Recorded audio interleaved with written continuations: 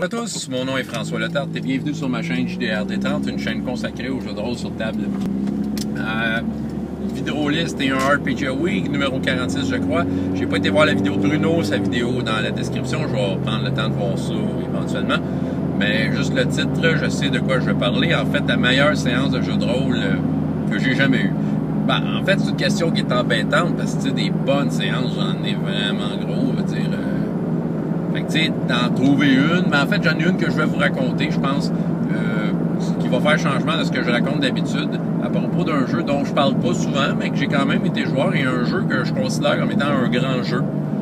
Puis ça fait très longtemps que j'y ai pas joué. L'Appel de Cthulhu. OK?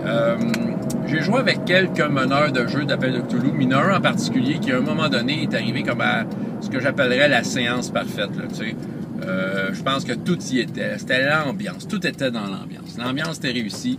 L'ambiance de mystère, tu sais, le petit côté de on sait pas ce qui se passe, mais on sait qu'il se passe vraiment de quoi de croche. Et puis qu'on a été au bout de notre chaise tout le long de la séance. Bon, je me souviens pas du personnage que j'avais. Ça devait être un professeur d'université. Tu sais, j'ai fait de quoi de bien classique. Ce que je me souviens, c'était vraiment, comme j'ai dit, l'ambiance. Puis un peu l'histoire, en fait, que je vais vous raconter. Ça se passait sur un train. On avait un voyage en train. Je me souviens pas pourquoi. Tout ce que je me souviens, c'est qu'en fait, on était... on avait vent, on sentait qu'il y avait de quoi d'étrange qui se passait dans ce train-là. Puis, tu sais, c'est sûr que notre curiosité l'emportait, puis on voulait absolument savoir ce qui se passait. On savait que c'était anormal, que c'était occulte. On trouvait rien. On savait qu'il y avait de quoi. Tu sais, je pense que c'est ça qui a été intéressant, tu sais, excellent, c'est le fait qu'on n'avait aucune idée de ce qui se passait. On savait qu'il se passait de quoi. On était témoins de choses, mais qui n'étaient pas assez claires pour qu'on s'en fasse une idée. Puis tu sais, ce qui a rajouté, si on veut, à l'ambiance et tout ça, c'est qu'un des wagons de ce train-là, c'était un wagon de gangsters, tu sais. Puis à un moment donné, tu sais, fallait comme passer par leur wagon pour, en tout cas, aller voir ce qui se passait dans un autre wagon. Puis en tout cas, puis à un moment donné, on s'est mis à peut-être redouter que les gangsters avaient de quoi à faire là-dedans.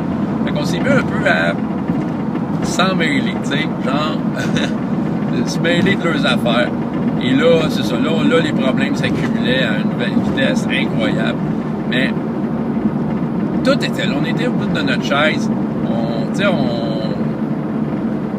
Comment je pourrais dire, tu sais, juste le fait de pas savoir. Puis ça nous a achalé tout le long, mais c'était tellement bien amené parce que le maître de jeu, je sais pas, il était focus cette journée-là, puis tu sais, il amenait les éléments dans un rythme qui était parfait, en fait. Qui était parfait, puis tu sais, son attitude était parfaite, il était complètement, là, poker face, là, tu sais. Oh ouais, tu sais, c'était le roi de comment on appelle ça, voyons? Du bluff. Tu sais, c'est un vrai bluffeur, tu sais, c'est ça, il était poker face, il amenait les éléments de façon très... Il décrivait sans émotion, si on veut, mais sauf que ça fitait, là, c'était tellement ça. Puis nous autres, on le faisait, c'est nous autres qui apportaient l'émotion nécessaire et les problèmes. Écoute, j'ai un souvenir, s'il m'écoute, je sais qu'il regarde de mes vidéos, je sais pas s'il va l'écouter celle-là, mais Bruno Robichaud, de Guerrier l'Imaginaire, était dans cette séance-là. Je sais pas s'il s'en souvient du train. On va peut-être en parler. Tu sais, si, hey Bruno, écoute, si t'écoutes ça, là, puis mets dans les commentaires tes souvenirs de cette séance-là. Moi, en tout cas, moi, je vois ça comme c'était du grand jeu de rôle. Écoute, la séance s'est terminée qu'on était arrivé à destination, qu'il n'y avait plus rien à faire pour trouver, et que le seul personnage qui avait trouvé de quoi, c'est celui qui avait le plus gros gun, figure. Puis on le trouvait plus, puis finalement, si on veut, ceux qui entretiennent le train, là, ont trouvé comme de la chair déchiquetée, puis des tripes, puis du sang dans les moteurs du train. Fait qu'on a comme compris qu'il avait été pitché là-dedans.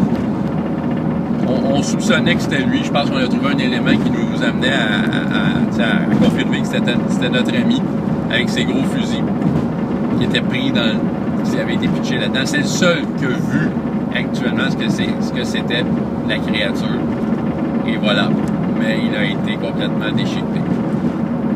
C'était rien de compliqué comme séance. C'était juste une séance d'être dans un endroit puis de vivre des choses étranges puis de capoter un peu. Puis, nous amenait à faire toutes sortes de folies avec nos personnages pour vraiment savoir, mais qu'est-ce qui se passe, puis tu sais, de nous mettre dans le trouble, autant envers ces créatures étranges-là, pour ce qu'elles nous faisaient ou pas. Et surtout les gangsters, la mafia, là, tu sais. Ah, ça, tu sais, écoute, c'est ça.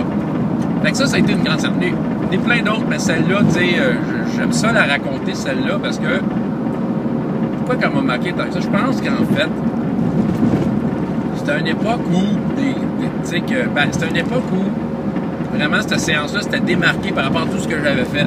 J'avais des bonnes séances de jeux de rôle, on avait du fun, tout ça, mais tu sais, celle-là, tu sais, genre que, tu sais, le rythme était bon. Puis moi, je pense que ce qui m'avait vraiment marqué, c'était le fait, tu sais, la tombée était parfaite. On avait l'impression d'avoir,